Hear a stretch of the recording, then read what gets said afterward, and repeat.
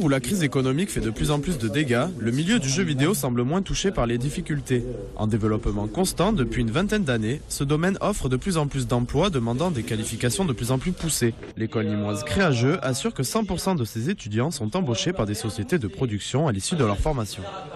Les sociétés nous envoient justement leurs besoins à l'administration de Créageux et de là, eh bien, on distribue ça aux élèves et on leur fait justement profiter de ces demandes d'embauche. Alors ces demandes d'embauche se font pour les sortants de dernière année, mais se font aussi sur des anciens étudiants qui viennent de quitter leur emploi ou parce que la société a eu des difficultés pour rebondir sur d'autres emplois.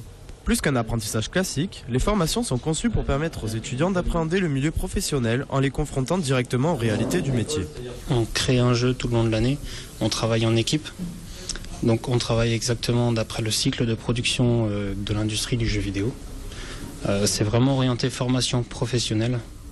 On n'est pas totalement dans un milieu scolaire. Donc ça nous permet à notre sortie d'être directement productif dès le premier jour d'arriver dans une entreprise. Souvent idéalisé par les gamers, ce milieu offre de réelles perspectives d'avenir en échange d'un investissement conséquent de la part des étudiants durant leur formation.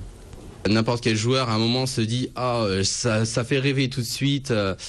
Une fois qu'on est de l'autre côté du miroir, c'est vraiment du travail. Ce n'est plus vraiment, on le prend plus comme le loisir qu'on avait à la maison.